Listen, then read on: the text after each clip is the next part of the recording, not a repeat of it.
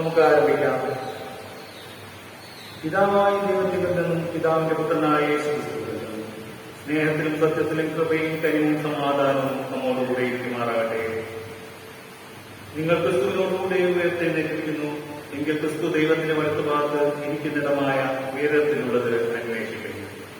നമുക്ക് തലകളെ വണക്കി പ്രാർത്ഥിക്കാം.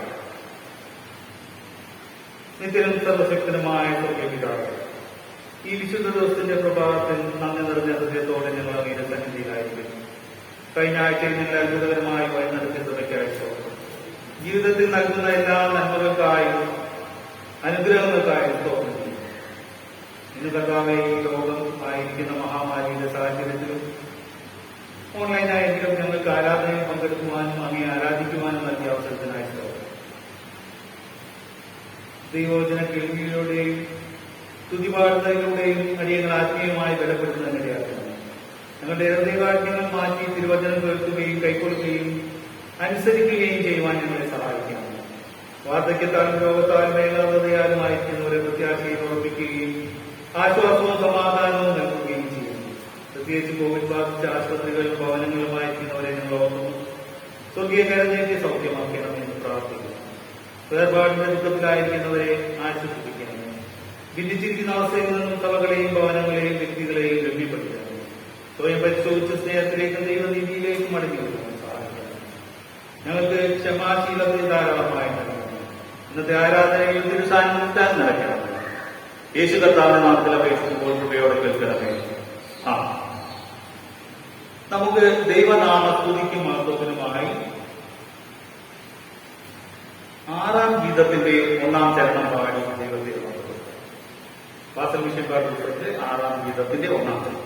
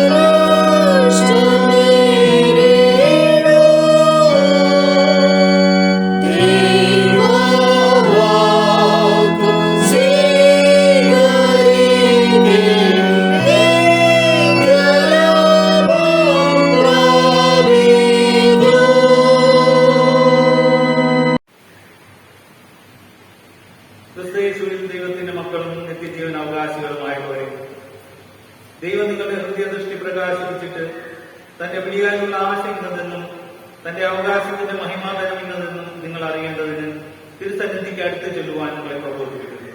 നിങ്ങളുടെ ജീവകാലം മുഴുവൻ ഭയം കൂടാതെ വിശുദ്ധിയും നീതിയും തിരുസേവ ചെയ്യുവാൻ പിതാവ്, പുത്രൻ, പരിശുദ്ധാത്മാവ് എന്ന ത്രിയേക ദൈവം നിങ്ങൾക്ക് കൃപ നൽകുമാറാകട്ടെ. സകലവും അവനിൽ നിന്നും അവനാലും അവനിലേക്കുമാകുന്നു. എന്നാലും നാം പാപം ചെയ്തിട്ടുള്ളവരും ദൈവത്തിന്റെ പരിശുദ്ധ സന്നിധിയിൽ നിൽപ്പാൻ യോഗ്യതയില്ലാത്തവരുമാണ്. പരമാർത്ഥമായ അനുതാപത്തോടെ നാം പാപം ചെയ്തു പറയുക.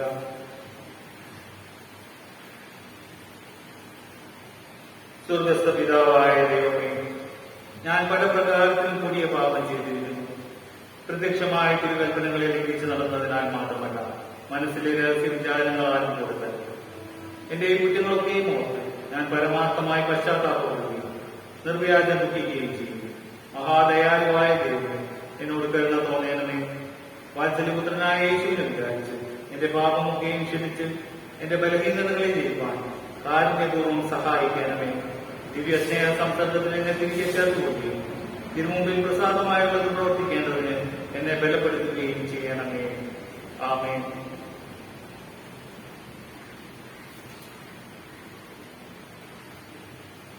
പാപങ്ങളെ ഓർത്ത് ദുഃഖിച്ച് ദൈവകരുണയും പാപമോചനവും അന്വേഷിക്കുന്ന നിങ്ങളെല്ലാവരും സുവിശേഷത്തിന്റെ ആശ്വാസവചനം കേട്ടുകൊള്ളുവിൻ. കർത്താവ് താൻ തന്നെ നമ്മോട് ഇപ്രകാരം പറയുന്നു: എന്റെ അടുക്കൽ വരുന്നവനെ ഞാൻ ഒരു പ്രകാരത്തിന് തള്ളിക്കളയുകയില്ല. നിങ്ങളുടെ പാപം ഇനി ഞാൻ ഓർക്കുകയില്ല. നിങ്ങളുടെ പാപം ചുവപ്പായിരുന്നാലും ഹിമം പോലെ വെളുക്കും, രക്താംബരം പോലെ ചുവപ്പായിരുന്നാലും പഞ്ഞി പോലെയായിരുന്നു. ഞാൻ നിങ്ങൾക്ക് പുതിയൊരു ഹൃദയം തരും, ഞാൻ എന്റെ ആത്മാവിനെ നിങ്ങളുടെ ഉള്ളിലാക്കി നിങ്ങളെ എന്റെ ചട്ടങ്ങളിൽ നടത്തുമാറാകും. നിങ്ങൾ എന്റെ വിധികളെ പ്രമാണിച്ചനുസരിക്കുകയും ചെയ്യും. എന്നാൽ അനുതാപമില്ലാത്തവരോട് ദൈവത്തിന്റെ അരുളപ്പാടി പ്രകാരമാണ്. അരുളി ചെയ്തവനെ നിരസിക്കാതിരിക്കാൻ നോക്കുന്നു. ഭൂമിയിൽ അരുളി ചെയ്തവനെ നിരസിച്ചവർ തെറ്റിയൊഴിയാതിരുന്നു. സ്വർഗത്തിൽ നിന്ന് അരുളി ചെയ്യുന്നവനെ നാം വിട്ടുമാറിയാൽ എത്രയധികം. എന്നാണ് ദുഷ്ടന്റെ മരണത്തിലല്ല, ദുഷ്ടൻ തന്റെ വഴി വിട്ട് നിന്ന് ജീവിക്കുന്നതിലത്രേ എനിക്ക് ഇഷ്ടമുള്ളത് എന്ന് യഹോവയായ കർത്താവിന്റെ അരുളപ്പാട്. ആമേൻ.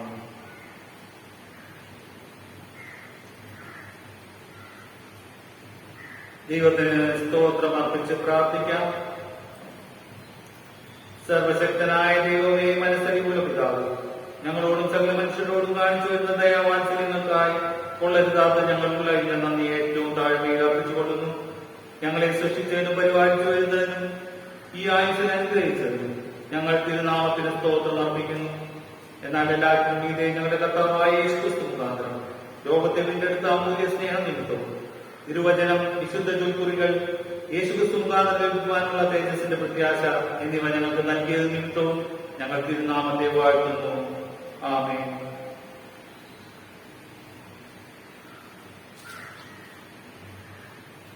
ഇപ്പോൾ വേദപാഠഭാഗങ്ങൾ വായിക്കുന്നതിന് മുൻപായി 12-ാം ഗീതത്തിന്റെ 1-2 ചരണങ്ങൾ പാടി ദൈവത്തെ മഹത്വപ്പെടുത്താം.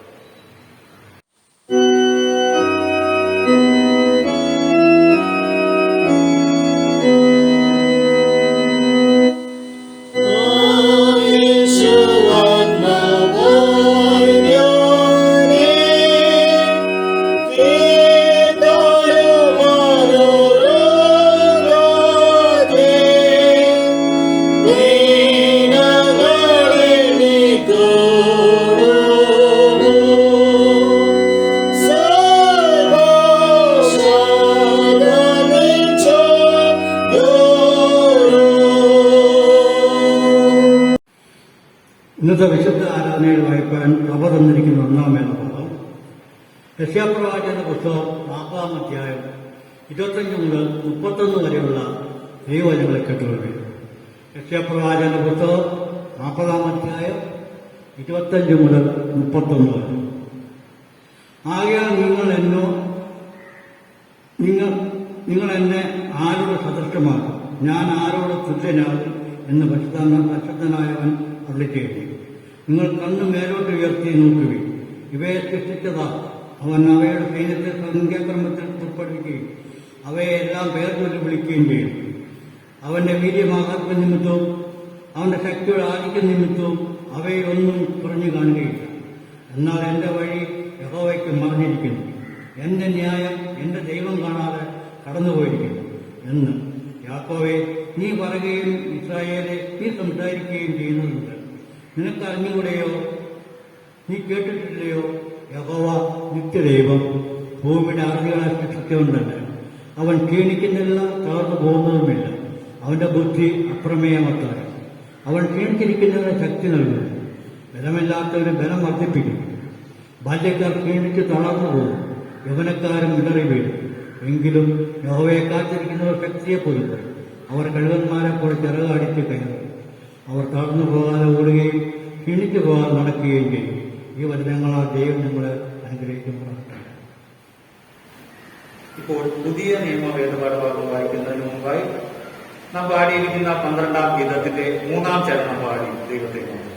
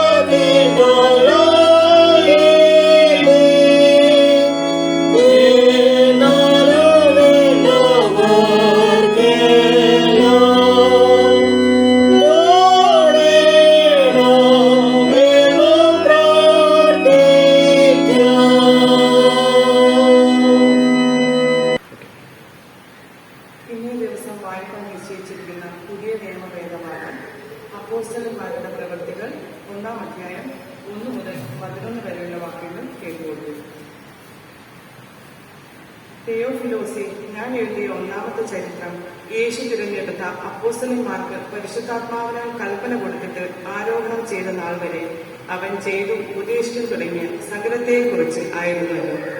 അവൻ കഷ്ടം അനുഭവിച്ച ശേഷം 40 നാളോളം അവർക്ക് പ്രത്യക്ഷനായി ദൈവരാജ്യം സംബന്ധിച്ച കാര്യങ്ങൾ പറഞ്ഞുകൊണ്ട് താൻ ജീവിച്ചിരിക്കുന്നു എന്ന് അനേകം ദൃഷ്ടാന്തങ്ങളാൽ അവർക്ക് കാണിച്ചു കൊടുത്തു. അങ്ങനെ അവൻ അവരുമായി കൂടിയിരിക്കുമ്പോൾ അവരോട്, നിങ്ങൾ യെരൂശലേമിൽ നിന്ന് വാങ്ങിപ്പോകാതെ എന്നോട് കേട്ട പിതാവിന്റെ വാഗ്ദത്തത്തിനായി കാത്തിരിക്കണം.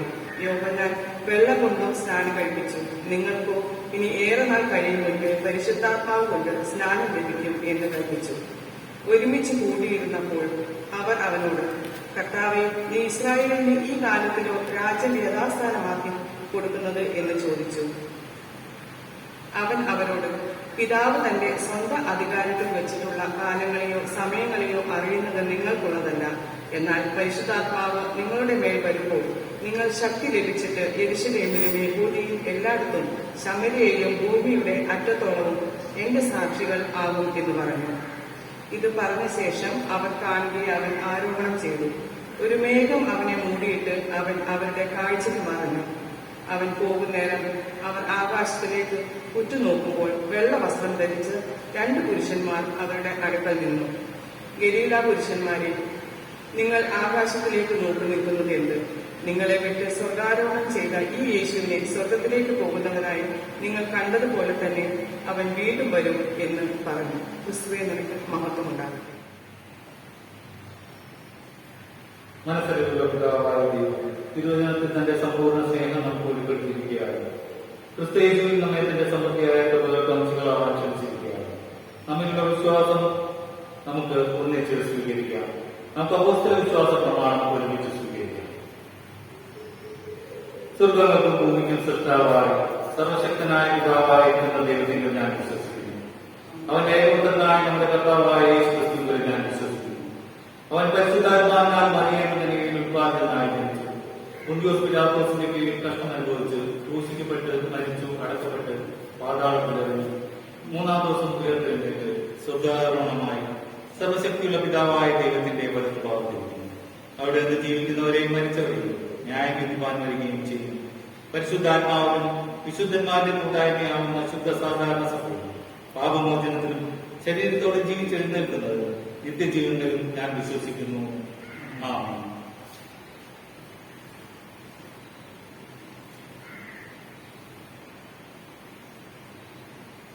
നമുക്ക് മധ്യസ്ഥ പ്രാർത്ഥനയ്ക്കായി വണക്കാം.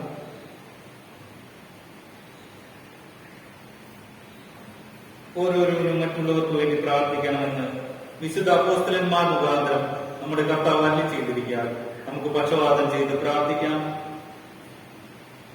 സാർവത്രിക തിരുസഭയ്ക്ക് വേണ്ടി നാം പ്രാർത്ഥിക്കുക. സർവശക്തനും കാരണവാനുമായ ദൈവമേ, ഞങ്ങളുടെ കർത്താവായ യേശുക്രിസ്തുവിന്റെ പിതാവേ, പ്രിയപുത്രനെ വിചാരിച്ച് തിരുസഭയെ കൃപയോടെ കടാക്ഷിക്കണം. തിരുവചനത്തിൽ അടങ്ങിയിരിക്കുന്ന ശക്തി, നിർമ്മലത എന്നിവയെ കാത്തുകൊള്ളുവാൻ സഹായിക്കണം. പരിശുദ്ധാത്മാവിന്റെ സഹായം നൽകി തിരുസഭയുടെ സാക്ഷ്യം സഫലമാക്കണം. അന്യമതസ്ഥർക്ക് വിശ്വാസവും മാനസാന്തരവും നൽകുകയും ഇസ്രായേലിന്റെ ചിതറിപ്പോയ ആളുകളെ ചേർത്ത് കൊള്ളുകയും ചെയ്യണം. ഞെരുക്കത്തിലും പീഡനങ്ങളിലും ഇരിക്കുന്ന സഭകളെ ഞങ്ങൾ പ്രത്യേകമായി മുമ്പിലോർക്കുന്നു. ആ സഭകൾക്ക് ജ്ഞാനവും ബലവും ലോകത്തെ ജയിക്കുന്ന ജയമായ വിശ്വാസവും നൽകണമേ. കർത്താവേ, ഞങ്ങളെ കേൾക്കണമേ. നമ്മുടെ സഭയ്ക്ക് വേണ്ടി പ്രാർത്ഥിക്കുക. കർത്താവേ, ഞങ്ങളെല്ലാ മിഷൻ സംഘങ്ങളെയും സഭകളെയും ഐക്യസഭ മുഴുവനെയും അനുഗ്രഹിക്കണമേ.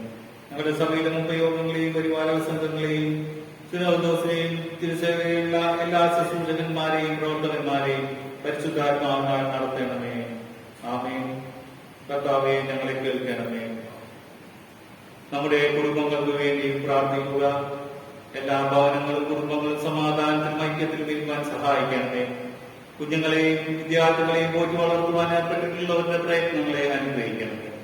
ഞങ്ങളുടെ മക്കളുടെ മനസ്സ് പരിശുദ്ധാത്മാവിന്റെ പ്രേരണയാൽ സത്യത്തിലേക്ക് നടത്തണമേ. അനാഥർ, വിധവമാർ, അഗതികൾ, പീഡിതർ എന്നിവരെ കാത്തു പുലർത്തണമേ. രോഗികൾക്കും വയോവൃദ്ധന്മാർക്കും മരണമടുത്തവർക്കും സമീപസ്ഥനാകണമേ. ആമേൻ. കർത്താവേ, ഞങ്ങളെ കേൾക്കണമേ.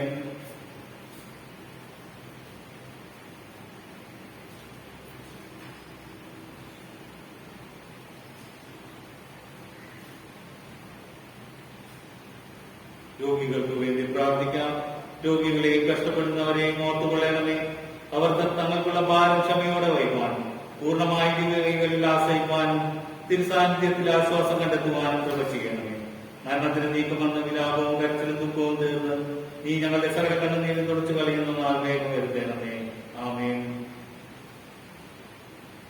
ദൂരസ്ഥരായ നമ്മുടെ മിത്രങ്ങൾക്ക് വേണ്ടി പ്രാർത്ഥിക്കാം. ദൈവമേ, ഞങ്ങളുമായി സ്നേഹബാന്ധവത്തിൽ ഇരിക്കുന്ന എല്ലാവരെയും തിരുകരുണാകാവലിൽ ബലമേൽപ്പിക്കുന്നു. ഞങ്ങളുടെ സഭയിൽ അംഗങ്ങളായി ഞങ്ങളിൽ നിന്ന് അകന്ന് ദൂരരാജ്യങ്ങളിൽ ഇരിക്കുന്ന എല്ലാവരുടെയും മധ്യേ സന്നിധാനം ചെയ്യണമേ. തിരുകൂട്ടായ്മയിൽ നിന്ന് നടന്നിരിക്കാൻ അവരെ ആരെയും സമ്മതിക്കാതെ ധന്യവും പരിശുദ്ധവുമായ തിരുസംസർഗത്തിൽ ഞങ്ങളോടൊന്നിച്ച് അവരെയും കാത്ത് സൂക്ഷിക്കണമേ. കർത്താവേ, ഞങ്ങളെ കേൾക്കണമേ. ഒടുവിൽ നമ്മുടെ മരണനായികയും ഓർക്കുവാൻ ഞങ്ങളുടെ അന്ത്യനായിക എടുക്കുമ്പോൾ ഞങ്ങൾ മരണവേദനകളിൽ കൂടി കടക്കുമ്പോൾ ഞങ്ങൾ വിശ്വാസത്തോടെ നിദ്ര പ്രാപിക്കാം. ഞങ്ങളുടെ ദേഹികൾ സമാധാനത്തോടെ പിരിഞ്ഞു പോകാൻ കർത്താവെ സർവശക്തിയുള്ള കരുണയാൽ തുറന്നിരിക്കണമേ. തിരുമുഖം കണ്ട് ആനന്ദിപ്പാൻ സകല ദൂതന്മാരോടും തിരഞ്ഞെടുക്കപ്പെട്ട ദൈവങ്ങളോടും ഒന്നിച്ച് തിരുനാമത്തെ നിന്ന് വാഴ്ത്തി സ്തുതിച്ചുകൊണ്ടിരിക്കാൻ ആ മഹാദിനത്തിൽ ഞങ്ങളെ തേജോരാജ്യത്തിൽ ചേർത്ത് കൊള്ളണമേ. ആമേൻ. കർത്താവെ, ഞങ്ങളെ കേൾക്കണമേ. ആമേൻ. ഇപ്പോൾ പ്രസംഗത്തിന് മുൻപായി നമുക്ക് 157 ഗീതത്തിന്റെ 1ഉം 2ഉം ചരണങ്ങൾ പാടി ദൈവത്തെ മഹത്വപ്പെടുത്താം.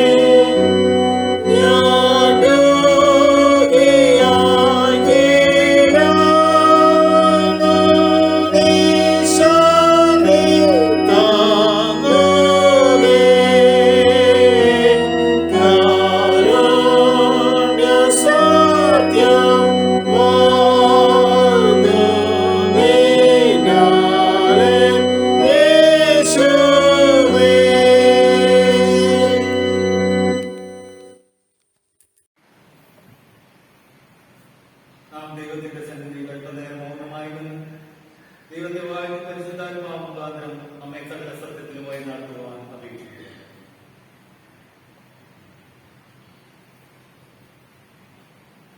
വാഴ്ത്തപ്പെട്ട കർത്താവ്, എല്ലാ തിരുവഴുത്തും ഞങ്ങളുടെ ഉപദേശത്തിനായി എത്തിച്ചിരിക്കുന്നത് അവ ഞങ്ങൾ കേൾക്കും അംഗീകരിച്ചു കൊള്ളുവാൻ സഹായിക്കണം. തിരുവചനത്തിൽ നിന്ന് ലഭിക്കാവുന്ന ശാന്തിയാലും ആശ്വാസത്താൽ ഞങ്ങളുടെ രക്ഷകനായ യേശുക്രിസ്തുവിൽ ഞങ്ങൾക്ക് നൽകിയിരിക്കുന്ന നിത്യജീവന്റെ ധന്യമായ പ്രത്യാശയിൽ ഉറച്ചു നിൽക്കാൻ കൃപ ചെയ്യണമേ.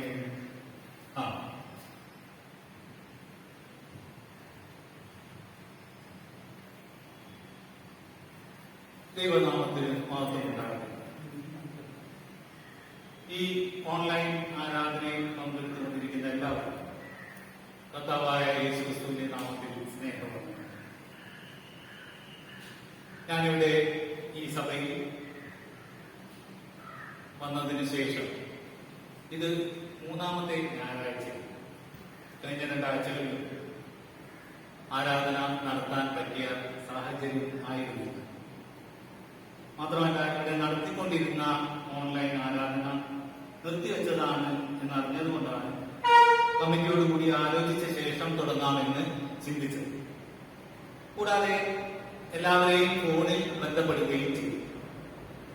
എല്ലാവർക്കും ആരാധന തുടങ്ങുന്നതിൽ സന്തോഷമാണ് എന്നാണ് അറിയിച്ചത്.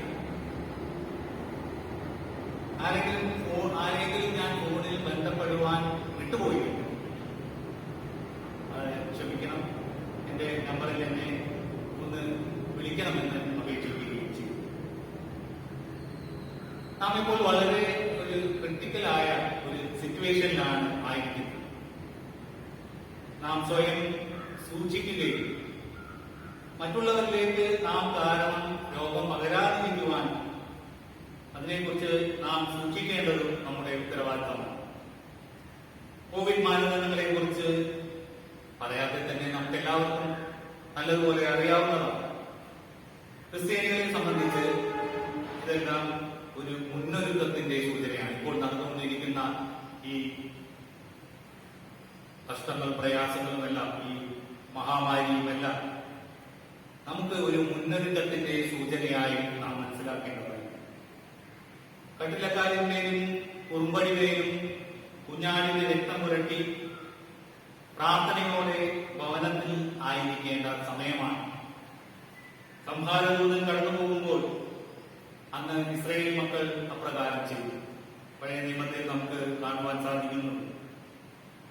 നാം നമ്മുടെ വിശ്വാസത്തെ ചോദന ചെയ്യുകയും പ്രാർത്ഥനയെ ഉറ്റിരിക്കുകയും ചെയ്യേണ്ട കാലമാണ്. ഏറ്റവും വേഗം ഈ മഹാമാരി മാറി വീണ്ടും നമ്മുടെ ആരാധനാലയങ്ങൾ സജീവമാകുവാനും നമുക്ക് സന്തോഷത്തോടുകൂടി ദൈവത്തെ ആരാധിക്കുവാനും ദൈവത്തിന്റെ പരിശുദ്ധാത്മാവുണ്ടാകുന്ന നമ്മെ ഓരോരുത്തരെയും ശക്തീകരിക്കട്ടെ. മെയ് 13 ഈ കഴിഞ്ഞ വ്യാഴാഴ്ച സ്വർഗാരോഹണ നാളായി. അത് കഴിഞ്ഞ് ആദ്യ ഞായർ ആയതിനാലായിരിക്കണം ഇന്ന് നമുക്ക് നൽകപ്പെട്ടിരിക്കുന്ന വേദപാഠ ഭാഗങ്ങൾ നാം വായിച്ചു കേട്ടു. എല്ലാം സ്വർഗാരോഹണത്തെ കുറിച്ചും പരിശുദ്ധാത്മാവിന്റെ വരവിനെ കുറിച്ചും പ്രതിപാദിക്കുന്നതാണ്. പുതിയ നിയമത്തിൽ അപ്പോസ്തല പ്രവർത്തികൾ 1-ാം അധ്യായം 1 മുതൽ 11 വരെയുള്ള വാക്യങ്ങളിൽ അതിന്റെ 5-ാം വാക്യത്തിൽ നിങ്ങൾക്കോ ഇനി ഏറെ നാൾ കഴിയും മുമ്പേ പരിശുദ്ധാത്മാവ് കൊണ്ട് സ്നാനം ലഭിക്കും എന്ന് കൽപ്പിച്ചു എന്ന് പറഞ്ഞിരിക്കുന്നതായിട്ട് കാണാം. എന്നാൽ അതിന്റെ തൊട്ട അടുത്ത 6-ാം വാക്യത്തിൽ ശിഷ്യന്മാർ ചോദിക്കുകയാണ്, കർത്താവേ, നീ ഇസ്രായേലിന് ഈ കാലത്തിലോ രാജ്യം യഥാസ്ഥാനത്താക്കി കൊടുക്കുന്നത് എന്നാണ് ശിഷ്യന്മാർ ചോദിക്കുന്നത്. ഇവിടെ കർത്താവ് പരിശുദ്ധാത്മദാനത്തെ കുറിച്ച് പറഞ്ഞ ശേഷം ശിഷ്യന്മാർ ലൗകികമായ കാര്യത്തെ കുറിച്ചാണ് അന്വേഷിക്കുന്നത്. പലപ്പോഴും നമ്മുടെ ജീവിതത്തിലും വിശ്വാസത്തിലും ഇത് തന്നെയാണ് സംഭവിച്ചുകൊണ്ടിരിക്കുന്നത്. കർത്താവാണ് മറുപടി പറയുന്നത്, അത് ദൈവത്തിന്റെ കാര്യമാണ്, അത് നിങ്ങളോട് പറയേണ്ട കാര്യമല്ല എന്ന രീതിയിൽ കർത്താവ് അതിന് മറുപടി പറഞ്ഞുകൊണ്ട് അതിന് പുറകെ പറയുകയാണ്, എന്നാൽ പരിശുദ്ധാത്മാവ് നിങ്ങളുടെ മേൽ വരുമ്പോൾ നിങ്ങൾ ശക്തി ലഭിച്ചിട്ട് യെരൂശലേമിലും യഹൂദയിലും ഭൂമിയുടെ അറ്റത്തോളവും എന്റെ സാക്ഷികളാകും എന്നാണ് കർത്താവ് പറയുന്നത്. ഇത് പറഞ്ഞ് അവർ കാണിയെ ആരോപണം ചെയ്തു എന്നാണ് അവിടെ വചനം എഴുതിയിരിക്കുന്നത്.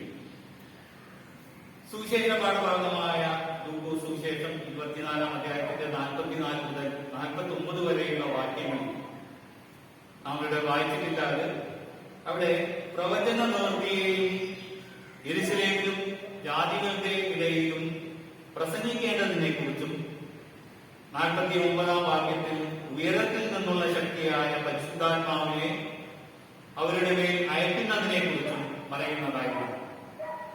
പിന്നീട് സ്വർഗാരോഹണം ചെയ്തു എന്നും പറയുന്നു. എന്നാൽ പഴയ നിയമ വേദപാഠ ഭാഗമായ യെശയ്യാ പ്രവാചകന്റെ പുസ്തകം 40-ാം അധ്യായത്തിന്റെ 25 മുതൽ 31 വരെയുള്ള വാക്യങ്ങൾ നാം ഇപ്പോൾ ഇവിടെ വായിച്ചു. അവിടെ ദൈവത്തെ യഥാർത്ഥമായി മനസ്സിലാക്കാത്ത, തങ്ങളുടെ വഴികളെ ന്യായീകരിക്കുന്ന ഒരു സമൂഹത്തെ അഭിസംബോധന ചെയ്യുകയും 29-30 വാക്യങ്ങളിൽ അവൻ ക്ഷീണിച്ചിരിക്കുന്നവന് ശക്തി നൽകുന്നു, ബലമില്ലാത്തവന് ബലം വർദ്ധിപ്പിക്കുന്നു, ബാല്യക്കാർ ക്ഷീണിച്ച് തളർന്നു പോകും, യൗവനക്കാരൻ ഇടറി വീഴും. അതിന്റെ 40-ാം വാക്യത്തിൽ 40-ാം അധ്യായത്തിന്റെ 31-ാം വാക്യത്തിൽ പറയുന്നു, എങ്കിലും യഹോവയെ കാത്തിരിക്കുന്നവർ ശക്തിയെ പുതുക്കും, അവർ കഴുകന്മാരെ പോലെ ചിറകടിച്ചു കയറും, അവർ തളർന്നു പോകാതെ ഓടുകയും ക്ഷീണിച്ചു പോകാതെ നടക്കുകയും ചെയ്യും. അതിന്റെ 31-ാം വാക്യത്തിൽ പറയും. ഈ കാലഘട്ടത്തിലെ ഏറ്റവും അനുയോജ്യമായ ഒരു ചിന്തയാണ് ഇത്. യഹൂദന്മാർ വളരെ പ്രത്യാശയോടുകൂടി ജീവിച്ച ഒരു ജനതയായി. യഹോവയായ ദൈവം അവരെ ലോകത്തിലുള്ള മറ്റെല്ലാ ജാതികൾക്കും മീതെയായി ഉയർത്തുമെന്ന് അവർ വിശ്വസിച്ചു. എങ്കിലും അവരുടെ യഥാർത്ഥത്തിലുള്ള അനുഭവം അവരുടെ പ്രതീക്ഷയ്ക്കെതിരായി. ശലോമോൻ രാജാവിന്റെ കാലത്തിന് ശേഷം രാജ്യം 2 വിഭജിക്കപ്പെട്ടു. ഇരു രാജ്യങ്ങളും തമ്മിൽ മത്സരവും യുദ്ധവും ഉണ്ടായിക്കൊണ്ടിരുന്നതിനാൽ അവരുടെ ശക്തി ക്രമേണ ക്ഷയിച്ചു. അതിനുശേഷം അശൂർ, ബാബിലോണിയ മുതലായ സാമ്രാജ്യങ്ങളുടെ സൈന്യങ്ങൾ അവരെ ആക്രമിച്ച് കീഴടക്കി. ഒരു വലിയ കൂട്ടം ജനങ്ങളെ അവരുടെ ദേശത്തേക്ക് പിടിച്ചുകൊണ്ടുപോയി. അവരെ പ്രവാസികളായി പല സ്ഥലങ്ങളിലായി അവരെ ചിതറിപ്പാർപ്പിച്ചു. അവർക്ക് ഒരുമിച്ച് കൂടുന്നതിനോ ആരാധിക്കുന്നതിനോ ഒന്നും സ്വാതന്ത്ര്യമില്ലായിരുന്നു. ഒരു തരത്തിലുള്ള ലോക്ക്ഡൌൺ, ഇപ്പോൾ നമ്മൾ അനുഭവിക്കുന്ന തരത്തിലുള്ള ലോക്ക്ഡൌൺ ആയിരുന്നു അവർക്ക് അവിടെ അനുഭവിക്കേണ്ടി വന്നു. അങ്ങനെയുള്ള സാഹചര്യത്തിൽ അവർക്ക് വളരെ നിരാശയുണ്ടായി. അവരുടെ പാപത്തിന്റെ ഫലമായിട്ടാണ് ഈ ദുരന്തം അവർക്ക് നേരിട്ടതെന്നും അതുകൊണ്ട് ഇനിയും യഹോവയെ സേവിച്ചതുകൊണ്ട് വിശേഷമില്ലെന്നും അവർ ചെന്നെത്തിയിരിക്കുന്ന ദേശത്തെ ദേവന്മാരെ സേവിക്കുകയാണ് വേണ്ടതെന്നും അവരെ പലരും ചിന്തിച്ചു. അത്തരത്തിലുള്ള ചില ട്രീറ്റ്മെന്റുകളൊക്കെ ഇപ്പോൾ കോവിഡിന്റെ കാലഘട്ടത്തിൽ പലരും ചെയ്ത് പരീക്ഷിക്കുന്നതായി നമുക്ക് അറിയാവുന്ന കാര്യമാണ്. ക്രമേണ ആരാധനയും പ്രാർത്ഥനയും എല്ലാം അവർ ഉപേക്ഷിക്കുകയും ചുറ്റുപാട് താമസിക്കുന്ന ജനങ്ങളെ പോലെ വിഗ്രഹങ്ങളെ ആരാധിക്കുകയും, വിഗ്രഹങ്ങളെ ആരാധിക്കുക എന്ന് പറഞ്ഞാൽ വിഗ്രഹങ്ങൾ എന്ന് പറയുമ്പോൾ മറ്റ് പലതിനെയും ദൈവത്തെക്കാൾ കൂടുതൽ നമ്മൾ സ്നേഹിക്കുന്ന മറ്റു പലതിനെയും അതിന്റെ വിഗ്രഹങ്ങളായിട്ടാണ് പരിഗണിക്കുന്നത്. അപ്രകാരമുള്ള വിഗ്രഹങ്ങളെ അവർ സ്നേഹിച്ചു. അവരുടെ ആത്മീയ ജീവിതം തണുത്ത് ശുഷ്കമായിട്ടുള്ളൂ. അങ്ങനെ ഇരിക്കുമ്പോഴാണ് അതിതീക്ഷ്ണതയുള്ള ഒരു പ്രവാചകൻ അവരുടെ ഇടയിൽ പ്രത്യക്ഷപ്പെട്ട് അവർക്ക് ധൈര്യം പകരുന്ന ഒരു ദൂത് നൽകുന്നു. നിരാശപ്പെടേണ്ട കാര്യമില്ലെന്നും ചുറ്റുപാടുമുള്ള സാഹചര്യങ്ങൾ എത്ര തന്നെ പ്രതികൂലമായിരുന്നാലും യഹോവയെ കാത്തിരിക്കുന്നവർ ശക്തി പ്രാപിക്കുമെന്ന് പ്രവാചകൻ അവരോട് പറഞ്ഞു. യെശയ്യാ-പ്രവാചകന്റെ പുസ്തകം 40-ാം അധ്യായത്തിന്റെ 27 മുതൽ 31 വരെയുള്ള വാക്യം നാം വായിച്ചു കേട്ട ആ വേദപാഠ ഭാഗത്ത് ഇത് നമുക്ക് കാണുവാൻ സാധിക്കുന്നുണ്ട്. ഈ ദൂത് ജനങ്ങളുടെ ഹൃദയങ്ങളിൽ ആഴമായി പതിക്കുന്നതിന് പ്രവാചകൻ 2 ദൃഷ്ടാന്തങ്ങൾ ഉപയോഗിക്കും. ഒന്നാമത് കഴുകന്റെ ദൃഷ്ടാന്തമാണ്. അവർ കഴുകന്മാരെ പോലെ ചിറകടിച്ചു കയറി. കഴുകൻ ആകാശത്തിൽ സഞ്ചരിക്കുമ്പോൾ മാർഗമധ്യേ വലിയ മലകളോ അതിനും വലിയ ഉയർന്ന വൃക്ഷങ്ങളോ ഉണ്ടായിരുന്നാൽ ചിറകടിച്ച് ഉയർന്ന് ആ പ്രതിബന്ധങ്ങളുടെ മീതെ കൂടെ അത് പറന്നുപോകും. യഹോവയെ കാത്തിരിക്കുന്നവർ അതുപോലെയാണ്. പ്രതികൂലങ്ങളും പ്രയാസങ്ങളും ഒന്നും അവർക്ക് തടസ്സമല്ല. അവർക്ക് മീതെ ഉയർന്ന് ജീവിക്കുവാൻ അവർക്ക് സാധിക്കും. പുരാതന കാലത്ത് ചില പൗരസ്ത്യ ദേശങ്ങളിൽ കഴുകനെ പറ്റി ഒരു വിശ്വാസം ഉണ്ടായിരുന്നു. അതിന്റെ ശക്തി ഒരിക്കലും ശരിക്കയില്ല എന്നുള്ളതായിരുന്നു ആ വിശ്വാസം. കുറെ പ്രായമാകുമ്പോൾ കഴുകൻ തന്റെ തൂവലുകൾ പൊഴിച്ചു കളയും. വീണ്ടും പുതിയ തൂവലുകൾ ഉണ്ടാകുന്നതോടുകൂടി ആ കഴുകന്റെ യൗവനം പുതുക്കപ്പെടുന്നു എന്ന് അവർ വിശ്വസിച്ചു. ഇത് ഒരു ദൃഷ്ടാന്തമായി നമുക്ക് കാണാൻ സാധിക്കും 103-ാം സങ്കീർത്തനത്തിൽ. നിന്റെ യൗവനം കഴുകനെ പോലെ പുതുക്കി വരത്തക്കവണ്ണം അവൻ നിന്റെ വായ്ക്ക് നന്മ കൊണ്ട് തൃപ്തി വരുത്തും. യഹോവയെ കാത്തിരിക്കുന്നവർക്ക് ശക്തി പുതുക്കിക്കൊണ്ടിരിക്കുവാൻ കഴിയും എന്ന ആശയമാണ് ഇവിടെ ഈ സങ്കീർത്തനത്തിൽ ഉള്ളത്. രണ്ടാമത്തെ ദൃഷ്ടാന്തമായി പറയുന്നത് അവർ തളർന്നു പോകാതെ ഓടുകയും ക്ഷീണിച്ചു പോകാതെ നടക്കുകയും ചെയ്യും എന്നാണ്. ഒരാൾ വളരെ ദൂരം ഓടിയാൽ തളർന്നു പോകും. സാധാരണ ദീർഘനേരം നടന്നാലും ചിലപ്പോൾ ക്ഷീണിച്ചു പോകും. ശരീരം കൊണ്ട് കഠിനാധ്വാനം ചെയ്യുന്ന ഒരു തൊഴിലാളി പകൽ മുഴുവൻ ജോലി ചെയ്ത് വൈകുന്നേരമാകുമ്പോഴേക്ക് ക്ഷീണിച്ചവനാണ്. അവന്റെ ശരീരം ക്ഷീണിച്ചു പോകും. പിന്നെ കുളിയും ഭക്ഷണവും ഒക്കെ കഴിഞ്ഞ് അദ്ദേഹം സുഖമായി ഉറങ്ങും. അടുത്ത ദിവസം രാവിലെ പുതുക്കം പ്രാപിച്ചവനായി അവൻ വീണ്ടും തന്റെ ജോലിക്കായി പുറപ്പെട്ടു പോകും. നമ്മുടെ ശരീരത്തെ സംബന്ധിച്ച് എന്ന പോലെ അത്രയും തന്നെ നമ്മുടെ ആത്മാവിനെ സംബന്ധിച്ചും ഇത് വാസ്തവമാണ്. നമ്മിലുള്ള ആത്മീയ ശക്തിയും ചൈതന്യവും കുറഞ്ഞു പോകുമ്പോൾ അതിനെ പുതുക്കുന്നതിനുള്ള മാർഗങ്ങൾ നാം ശരിയായും ക്രമമായും ഉപയോഗിക്കാതിരുന്നാൽ നമ്മുടെ ആത്മീയ ജീവിതം അത് തണുത്തു. അത് ചൈതന്യമില്ലാത്തതും ശുഷ്കവുമായിട്ടില്ല. പ്രതികൂലമായ സാഹചര്യങ്ങളിൽ ക്ഷീണിച്ച് തളർന്നുപോയ യഹൂദന്മാരുടെ ആത്മീയ ശക്തിയെ പുതുക്കുന്നതിനുള്ള മാർഗം യഹോവയെ കാത്തിരിക്കുന്നതാണ് എന്ന് പ്രവാചകൻ പറയുന്നു. ദൈവത്തിലുള്ള വിശ്വാസത്തിൽ ജീവിച്ചിട്ടുള്ള എല്ലാവരുടെയും ജീവിതത്തിൽ ഈ പ്രമാണം ഒരു യാഥാർത്ഥ്യമാണ്. പഴയ നിയമത്തിൽ ദാനിയേലിന്റെ ചരിത്രം നമുക്ക് എല്ലാവർക്കും സുപരിചിതമാണ്. ബാബിലോണിൽ പ്രവാസിയായി താമസിച്ചിരുന്ന യഹൂദനായിരുന്നു ദാനിയേൽ. പ്രതികൂല സാഹചര്യങ്ങളിൽ അവൻ വളരെ ശക്തിയും സ്വാധീനവും കഴിവുമുള്ള ഒരു ജീവിതം നയിച്ചു. അതിന്റെ ഫലമായി രാജ്യഭരണ രംഗത്ത് അതിപ്രധാനമായ ഒരു സ്ഥാനം അവന് ലഭിക്കുകയും ചെയ്തു. ജീവനുള്ള ദൈവത്തിന്റെ സാക്ഷിയായി ശോഭിക്കുവാൻ അവന് സാധിച്ചു. അതിന്റെ കാരണം അവൻ യഹോവയെ കാത്തിരിക്കുന്നവനായിരുന്നു എന്നുള്ളതാണ്. ദാനിയേൽ യഹോവയെ കാത്തിരിക്കുന്നവനായിരുന്നു. അതുപോലെ തന്നെ പൊന്നുകൊണ്ടുണ്ടാക്കിയ ബിംബത്തെ നമസ്കരിക്കാത്ത ഏവരെയും എരിയുന്ന തീച്ചൂളയിൽ ഇടുമെന്ന് നെബൂഖദ്നേസർ രാജാവിന്റെ കൽപ്പന ഉണ്ടായിരുന്നു. ശദ്രക്, മേശക്, അബേദ്നെഗോ എന്നീ യഹൂദ ഉദ്യോഗസ്ഥന്മാർ അതിനെ വിസമ്മതിക്കുകയും സത്യദൈവത്തോട് മാത്രം പ്രാർത്ഥിക്കുകയും ചെയ്തു. അവർക്ക് യാതൊന്നും സംഭവിക്കാതിരുന്നപ്പോൾ ആ രാജാവ് പറഞ്ഞു, നെബൂഖദ്നേസർ രാജാവ് പറഞ്ഞു, ശദ്രക്കിന്റെയും മേശക്കിന്റെയും അബേദ്നെഗോവിന്റെയും ദൈവം വാഴ്ത്തപ്പെട്ടത്. തന്റെ ദാസന്മാരെ അവൻ തന്റെ ദൂതനെ അയച്ച് വിളിച്ചുവല്ലോ. ദാനിയേൽ 3-ാം അധ്യായത്തിന്റെ 23-ാം വാക്യത്തിൽ നമുക്ക് ഇത് കാണുവാൻ സാധിക്കുന്നുണ്ട്. ഇതുപോലെ അനേക ഉദാഹരണങ്ങൾ വേദപുസ്തകത്തിൽ കാണാൻ കഴിയും. എന്നാൽ അവയൊക്കെയും കവിയുന്നതാണ് നമ്മുടെ കർത്താവിന്റെ മാതൃക.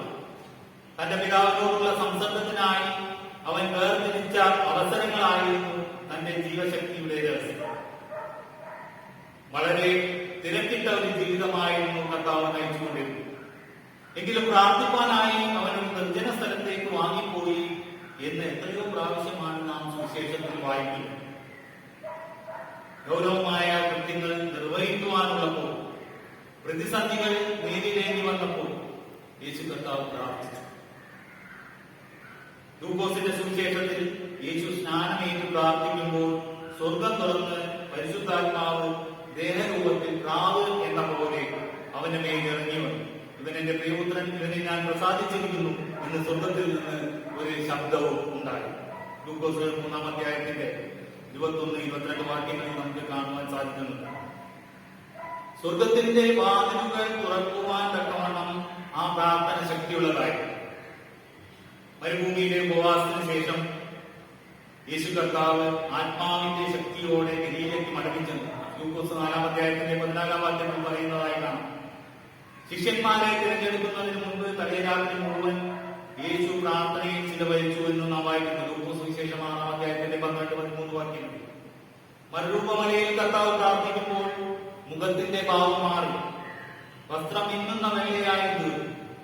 2 പുരുഷന്മാർ അവിടെ അവനോട് സംഭാഷിച്ചു, മോശെയും ഏലിയാവും. അവർ തേജസ്സിൽ പ്രത്യക്ഷരായി. അവൻ യെരൂശലേമിൽ പ്രാപിപ്പാനുള്ള നിര്യാണത്തെ കുറിച്ച് കർത്താവിനോട് സംസാരിച്ചതായി സുവിശേഷം 9-ാം അധ്യായത്തിൽ നമുക്ക് കാണുവാൻ സാധിക്കുന്നുണ്ട്. ഗെത്സമനെ തോട്ടത്തിൽ യേശു പ്രാണവ്യതയിലായി പ്രാർത്ഥിക്കുമ്പോൾ അവനെ ശക്തിപ്പെടുത്തുവാൻ സ്വർഗ്ഗത്തിൽ നിന്നൊരു ദൂതൻ അവന് പ്രത്യക്ഷനായി എന്ന് ലൂക്കോസ് സുവിശേഷം 22-ാം അധ്യായത്തിൽ 43-ാം വാക്യത്തിൽ നമുക്ക് കാണാൻ സാധിക്കും. ദൈവപുത്രനായ കർത്താവിന്റെ ജീവിതത്തിൽ പ്രാർത്ഥനയ്ക്ക് ഇത്ര വലിയ സ്ഥാനം ഉണ്ടായിരുന്നെങ്കിൽ ബലഹീനരായ നമ്മുടെ ജീവിതത്തിൽ ഇത് എത്രയധികം ആവശ്യമാണ് എന്ന് നാം മനസ്സിലാക്കണം, പ്രത്യേകിച്ച് ഈ കാലഘട്ടത്തിൽ. ഒന്നാമതായി ഒരു ക്രിസ്ത്യാനിയുടെ ജീവിതത്തിൽ ശക്തി കൃപാവലികളെ ശരിയായി ഉപയോഗിക്കുന്നതിനെ ആശ്രയിച്ചാണ് ഇരിക്കുന്നത്. ദൈവസംസർഗത്തിന്റെ കുറവാണ് പലപ്പോഴും നമ്മുടെ ജീവിതമൊക്കെ പരാജയപ്പെടുവന്നതിന്റെ കാരണം. തിരക്കിട്ട ജീവിതത്തിൽ പ്രാർത്ഥിക്കുവാൻ പോലും സമയമില്ല എന്ന് ഒരുപക്ഷെ നാം പറഞ്ഞേക്കാം. എന്നാൽ നമുക്ക് എത്രയധികം ചുമതലകളും ജോലികളും ഉണ്ടോ അത്രയധികം അവ ശരിയായി നിർവഹിക്കുന്നതിന് ദൈവകൃപയും ആവശ്യമാണ്. രണ്ടാമതായി ഒരു ക്രിസ്ത്യാനിയുടെ പ്രാർത്ഥനയും ദൈനംദിന ജീവിതവും തമ്മിൽ ബന്ധമുണ്ടായിരിക്കണം. കാരണം പ്രാർത്ഥന ദൈവത്തോടുള്ള സംസർഗമാണ്. ദൈവത്തോടുള്ള നമ്മുടെ ബന്ധത്തിന്റെ സ്വാധീനം നമ്മുടെ ദൈനംദിന ജീവിതത്തിലും നമ്മുടെ പ്രവർത്തനങ്ങളിലും വ്യാപിക്കേണ്ടതാണ്. ഇവിടെ യെശയ്യാപ്രവാചകന്റെ പുസ്തകം 40-ാം അധ്യായത്തിൽ നാം വായിച്ച 40-ാം അധ്യായത്തിന്റെ 31-ാം വാക്യത്തിൽ അവരുടെ ബലഹീനതകൾ മാറി കഴുകനെ പോലെ ശക്തി പ്രാപിക്കുന്നു. ഇവിടെ ഉപയോഗിച്ചിരിക്കുന്ന എബ്രായ പദത്തിന്റെ അർത്ഥം പുതിയ വസ്ത്രം ധരിക്കുക, പുതിയ വസ്ത്രം ധരിക്കുന്നതായിട്ടാണ് ആ വാക്യം അവിടെ അർത്ഥമാക്കുന്നത്. പൗലോസ് അപ്പോസ്തലൻ പറയുന്നത് ക്രിസ്തുവിനെ ധരിച്ചുകൊള്ളുവാനാണ്. റോമർ 13-ാം അധ്യായത്തിന്റെ 14-ാം വാക്യം, എഫേസ്യർ 4-ാം അധ്യായത്തിന്റെ 24-ാം വാക്യം, കൊലോസ്യർ 3-ാം അധ്യായത്തിന്റെ 10-ാം വാക്യം ഇവിടെയൊക്കെ നമുക്ക് ഇത് കാണുവാൻ സാധിക്കുന്നത്. പ്രാർത്ഥനയിലൂടെ ക്രിസ്തു സാന്നിധ്യ ബോധം ലഭിക്കുന്ന ഭക്തൻ ജീവിതത്തിൽ പ്രതിസന്ധികളെ ശക്തിയോടെ നേരിടുവാനുള്ള കൃപ ദൈവത്തിൽ നിന്നും ലഭിക്കുന്നു. പ്രവാസത്തിലായിരുന്ന ജനങ്ങൾ തങ്ങളുടെ പ്രതീക്ഷയും സത്വവും തങ്ങളുടെ ഐഡന്റിറ്റിയും നഷ്ടപ്പെടുത്തിയ സമയത്ത് യഹോവയിലുള്ള ആശ്രയം പുതിയ ഐഡന്റിറ്റിയും പ്രതീക്ഷയും നൽകുന്നുവെന്ന് പ്രവാചകൻ പറയുന്നു. ഇന്നത്തെ ഈ പ്രതിസന്ധിയുടെ കാലഘട്ടത്തിൽ ഈ വേദഭാഗത്തിൽ എന്താണ് പ്രസക്തി? പ്രാർത്ഥനയ്ക്കും ദൈവവിശ്വാസത്തിനും മാത്രമേ ഇന്ന് സമൂഹത്തിന് പ്രതീക്ഷ നൽകുവാൻ സാധിക്കൂ. അതില്ലാത്തതിന്റെ ഫലമായിട്ടാണ് ആത്മഹത്യകളും കുടുംബ ബന്ധങ്ങളുടെ ശിഥിലീകരണവും ഒക്കെ ഉണ്ടാകുന്നത്. എന്നാൽ പ്രാർത്ഥനയിലൂടെയും ദൈവവിശ്വാസത്തിലൂടെയും നമുക്ക് ലഭിക്കുന്ന ആത്മീയ അവബോധം ജീവിതത്തിലെ പ്രതിസന്ധികൾ തരണം ചെയ്യുവാൻ നമുക്ക് ശക്തി നൽകും. പ്രാർത്ഥനയുടെ ഫലമായി ദൈനംദിന ജീവിതത്തിന് ശ്രേഷ്ഠത ലഭ്യമാണ്. അപ്പോൾ മാത്രമേ പ്രാർത്ഥിക്കുന്ന ദൈവത്തിന്റെ മഹത്വം മറ്റുള്ളവർക്ക് ദർശിക്കുവാൻ സാധിക്കുകയുള്ളൂ. നമ്മുടെ പ്രാർത്ഥനയും ജീവിതവും പരസ്പര പൂരകങ്ങളും മറ്റുള്ളവർക്ക് മാതൃകാപരവുമായിരിക്കണം. ഒരു വിശ്വാസി രാവിലെ എഴുന്നേൽക്കുമ്പോൾ ദൈവസന്നിധിയിൽ മുട്ടുകുത്തി പ്രാർത്ഥിക്കുന്നു. ഒരു ദിവസത്തെ ജീവിതത്തിനും പ്രേരയ്ക്കും സാക്ഷ്യത്തിനും ആവശ്യമുള്ള കൃപയും ശക്തിയും പ്രാപിച്ചുകൊണ്ടാണ് അവൻ ദിനചര്യകൾ ആരംഭിക്കുന്നത്. അന്നത്തെ ദിവസം നിർവഹിക്കുവാനുള്ള ചുമതലകളെല്ലാം അവൻ ദൈവത്തിൽ നിന്ന് ഏറ്റുവാങ്ങും. പകൽ മുഴുവൻ കർത്താവിന്റെ കൃപയിലും നടത്തിപ്പിലും അവൻ ആശ്രയിക്കും. വൈകിട്ട് അവൻ വീണ്ടും കർത്തൃസന്നിധിയിൽ അണഞ്ഞ് പകലത്തെ കൃപകൾക്കായി സ്തോത്രമർപ്പിക്കുകയും ജീവിതത്തിൽ തോൽവി സംഭവിച്ചിട്ടുണ്ടെങ്കിൽ താഴ്മയോടുകൂടെ ക്ഷമയ്ക്കായി പ്രാർത്ഥിക്കുകയും ചെയ്തുകൊണ്ട് അങ്ങ് സമാധാനത്തോടെ കിടന്നുറങ്ങും. നമ്മുടെ വിശ്വാസ ജീവിതത്തിലെ ആരംഭത്തിലുള്ള തീക്ഷ്ണതയും ആത്മീയ ശക്തിയും അത് നിലനിൽക്കണമെങ്കിൽ യഹോവയെ കാത്തിരിക്കുന്ന പതിവ് നമ്മുടെ ജീവിതത്തിലും ഉണ്ടായിരിക്കും. യഹോവയെ കാത്തിരിക്കുന്നവർ ശക്തിയേൽക്കുന്നു.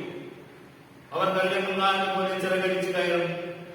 അവർ തളർന്നു പോകാതെ ഓടുകയും ക്ഷീണിച്ചു പോകാതെ നടക്കുകയും ചെയ്യും. കർത്താവ് പരിശുദ്ധാത്മാവായ ദൈവത്തിന്റെ പ്രവർത്തനത്തെ കുറിച്ച് ശിഷ്യന്മാരെ അറിയിക്കുന്നത് ഇന്നത്തെ പാഠഭാഗങ്ങളിൽ കാണാം. പരിശുദ്ധാത്മാവായ ദൈവമാണ് നമ്മെ ഐക്യതയിലേക്ക് വഴി നടത്തി ദൈവജനമായി നിലനിൽക്കുവാൻ സഹായിക്കുന്നത്. 1 കൊരിന്ത്യർ 12-ാം അധ്യായത്തിന്റെ 31-ാം വാക്യത്തിൽ ശ്രേഷ്ഠ ഫലങ്ങളെ വാഞ്ചിക്കും എന്ന് ആഹ്വാനം ചെയ്തതായി നമുക്ക് വചനത്തിൽ കാണുവാൻ സാധിക്കുന്നുണ്ട്. തുടർന്നുള്ള വചനങ്ങളിൽ ഈ ശ്രേഷ്ഠമായ ഫലം സ്നേഹമാണ് എന്ന് വെളിപ്പെടുത്തുന്നു. ദൈവം തന്റെ പരിശുദ്ധാത്മാവിനെ നൽകിയതിലൂടെ ദൈവത്തിന്റെ സ്നേഹം നൽകപ്പെട്ടിരിക്കുന്നു എന്ന് റോമർ 5-ാം അധ്യായത്തിന്റെ 5-ാം വാക്യത്തിൽ പറയുന്നു. ഈ സ്നേഹം നമ്മിൽ കെട്ടടങ്ങാനുള്ളത്, പ്രത്യുത കത്തിജ്വലിക്കേണ്ടതാണ്. അപ്പോൾ ദൈവജനമായ നമുക്ക് തമ്മിൽ അറിയുന്നതിനും അംഗീകരിക്കുന്നതിനും ഐക്യപ്പെടുന്നതിനും ഒക്കെ സാധിക്കും. എഫേസ്യർ 4-ാം അധ്യായത്തിന്റെ 30-ാം വാക്യത്തിൽ പറയുന്ന പ്രകാരം നമ്മിലുള്ള പരിശുദ്ധാത്മാവിനെ ദുഃഖിപ്പിക്കാതെ അനുദിനം പ്രകാശിപ്പിക്കുന്നവരായി നാം ഓരോരുത്തരും മാറേണ്ടതായിട്ടുണ്ട്.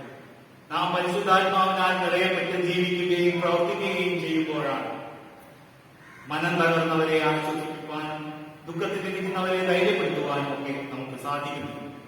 ആയതിനാൽ പരിശുദ്ധാത്മ ശക്തിയിൽ ആശ്രയിച്ചു നമ്മുടെ ഓട്ടം സ്ഥിരതയോടെ ഓടുവാൻ ദൈവം തന്റെ പരിശുദ്ധാത്മാവ് മുഖാന്തരം നമ്മെ ഓരോരുത്തരെ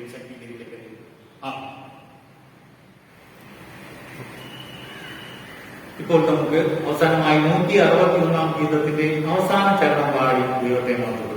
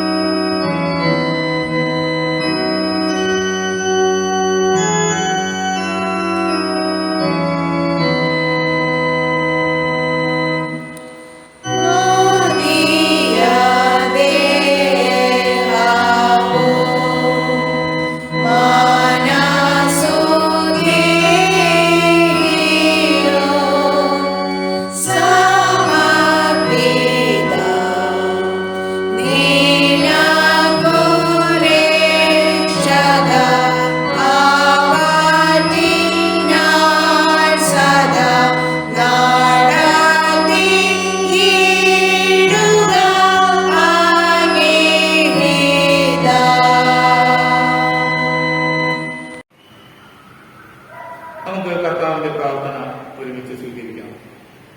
സ്വർഗസ്ഥനായ ഞങ്ങളുടെ പിതാവേ, നിന്റെ നാമം വിശുദ്ധീകരിക്കപ്പെടണമേ. നിന്റെ രാജ്യം വരണമേ. നിന്റെ ഇഷ്ടം സ്വത്വത്തിലെ പോലെ ഭൂമിയിൽ നടക്കണമേ. ഞങ്ങൾക്ക് ആവശ്യമുള്ള ആഹാരം നമുക്ക് തരണമേ. ഞങ്ങളുടെ കടക്കാരോട് നമ്മൾ ക്ഷമിച്ചിരിക്കുന്നത് പോലെ ഞങ്ങളുടെ കടങ്ങളെ ഞങ്ങളോട് ക്ഷമിക്കണം. ഞങ്ങളുടെ പരീക്ഷയിൽ കടത്താതെ ദുഷ്ടനിൽ നിന്ന് ഞങ്ങൾ ഉപയോഗിക്കണം. രാജ്യവും ശക്തിയും മാർഗവും എന്നേക്കും അങ്ങേക്കുള്ളവരോ. ആമേൻ.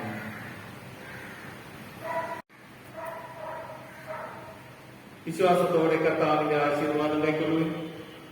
കർത്താവായ യേശുക്രിസ്തുവിന്റെ കൃപയും ദൈവത്തിന്റെ സ്നേഹവും പരിശുദ്ധാത്മാവിന്റെ കൂട്ടായ്മയും നിങ്ങൾ എല്ലാവരോടും കൂടെ ഇരിക്കുമാറാകട്ടെ. ആമേൻ.